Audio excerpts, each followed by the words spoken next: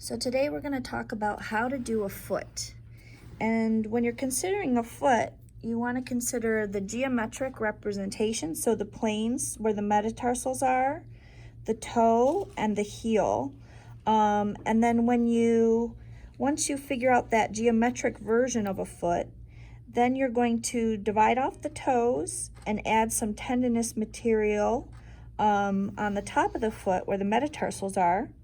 And then you've got your big toe coming straight, your pinky coming straight, and toes 2, 3, and 4 are going to come out at an angle. So that's what I'm going to show you today how to do. So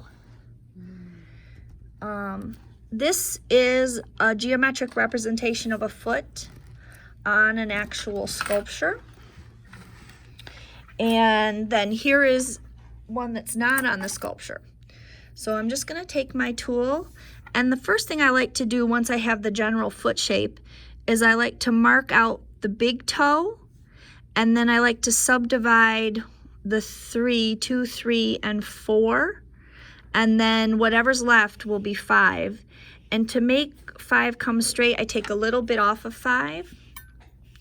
The other thing I do is I come down with a plane that I cut on the toes to kind of, my old teacher used to say toes are peanut shaped. So what you want to do is have those toes kind of grip downward to the floor where the foot is seated on in a rounded kind of peanut fashion. So there's a roundedness to those toes. So you're just going to go in and kind of round those out. So I'm going to just dig in where I've made the cuts and start rounding the toe out and pressing it downward. And so the peanut shape comes at this bulbous part of the end of the toe. You're going to have this roundness to the end of the toe. And then toes 1 and 2 in the Greek fashion, when the second toe is longer, are more elongated like fingers.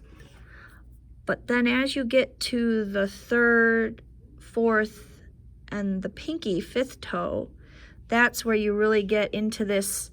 There's a round unit here and then a round unit here, and that's what they mean like the peanuts in the shell. Like you never open a peanut in the shell and there's 2 little peanuts inside. They're always kind of off center.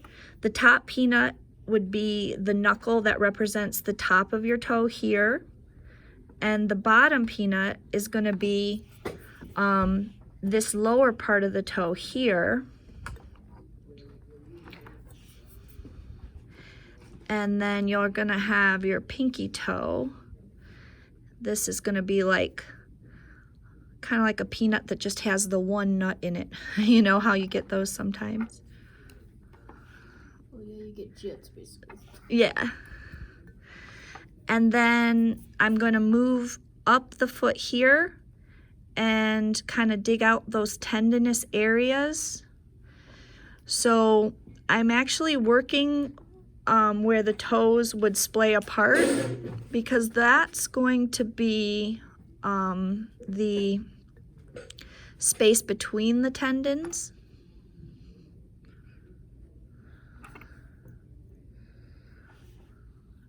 And that space between the tendons is a valley.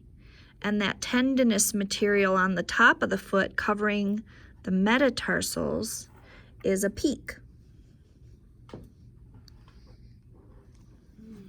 If that makes sense. So then you can have these clearly defined little toes that are gripping the tabletop, each one individual. And then once you blend the clay a little bit, you can also add like some details of the toenails and stuff if you want to get that detailed, or you can just kind of leave the details, because then you don't want to do details too descriptive on the feet and then not have that anywhere else on the body. So, you know, as much as you're going to detail the face, hands, and feet, that should be kind of the same amount of detail. And then you could always put a little clay just on the tip of the foot here. And I'm going to rotate this. You can see a little better what I'm doing. So down here on the wee bottom of the toe.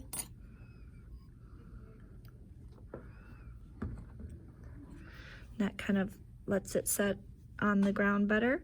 And then you can kind of take a little bit off the top of the big toe where the nail would be, and that's gonna kind of change the angle of the big toe. The big toe often kind of turns just up at the end a smidge, so flattening that top plane kind of changes its direction a little.